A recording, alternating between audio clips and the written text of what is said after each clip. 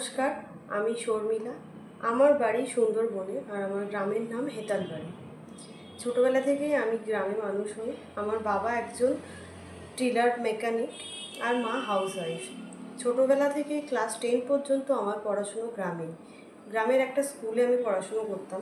কিন্তু তখন আমার অনেক অসুবিধা এবং অনেক প্রতিকূলতার মধ্য দিয়ে আমাকে পড়াশুনো করতে হয়েছে। গ্রামের রাস্তাঘাট ভালো ছিল না, মাটির রাস্তা ছিল। স্কুলে যাতায়াতের খুব অসুবিধা হতো, কারণ আমাকে নদীতে খেয়া পেরিয়ে তারপর স্কুলে যেতে হতো। এবং তার সাথে সাথে স্কুলের টিচারের সংখ্যা ছিল খুবই কম, তার জন্য পড়াশুনোরও অনেক ক্ষতি হতো এবং চাইলেও ভালো টিউশন নেওয়া যেত না। আমি 8-এ যখন পড়ি তখন আমি একটা বৃত্তি দিই, যেটা অভেদা ফাউন্ডেশনের তরফ থেকে ছিল। সেই বৃত্তির মাধ্যমে আমি অভেদা ফাউন্ডেশনের সাথে যুক্ত হই 2013 সালে।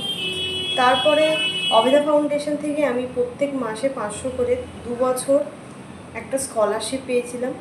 এবং সেই সময় স্কলারশিপ চলাকালীন অভেদা ফাউন্ডেশন থেকে আমাদেরকে একটা ট্যাগ দেওয়া হয়। সেই ট্যাবের মাধ্যমে অভেদা ফাউন্ডেশনেরই একটা অ্যাপ ছিল, যেটা অভেদা ইংলিশ। সেই অ্যাপটার মাধ্যমে আমরা খুব সহজ এবং খুব মজাদার উপায়ে ইংলিশ শেখার সুযোগ পাই। সেই অ্যাপের মধ্যে বিভিন্ন ধরনের ইংলিশ গ্রামার, কমন ভুল যেগুলো আমরা করি সেরকম ধরনের ইংলিশ ছিল। আর আমাদের একজন করে মেন্টর ছিলেন, যারা আমাদেরকে গাইড করতেন ওই অ্যাপের মাধ্যমে ইংলিশ শেখার।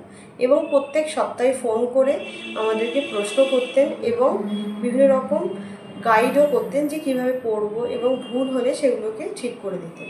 এরকমভাবে ট্যাবের মাধ্যমে ইংলিশ শেখার পর তারপরে আমি মাধ্যমিকের পরে কলকাতায় চলে আসি এবং অভেদা ফাউন্ডেশনের অফিসে ওখানে থেকেই আমি কলকাতার একটা স্কুলে ভর্তি হই এবং সেখান থেকে আমার ক্লাস 11 এবং 12 পড়াশুনো করি।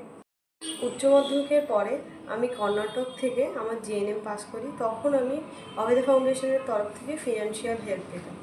অভেদা ইংলিশ থেকে ইংলিশ শেখার আগে আমি প্রায় ইংলিশ পড়তে এবং লিখতে কিছুই পারতাম না, কিন্তু অভেদা ইংলিশের মাধ্যমে ইংলিশ শেখার পরে ইংলিশ পড়তে এবং লিখতে আমার আর কোনো অসুবিধা হয় না। আমি এখন অভেদা ফাউন্ডেশনের অফিসেই থেকে college of nursing, Kolkata medical college and hospital থেকে পোস্ট বেসিক বিএসসি নার্সিং করছি। ভবিষ্যতে আমি অভেদা ফাউন্ডেশনের সাথে যুক্ত হয়ে এরকম দুস্থ মেধাবী ছাত্রছাত্রীদের পাশে দাঁড়াতে চাই, তাদেরকে পড়াশোনায় হেল্প করতে চাই।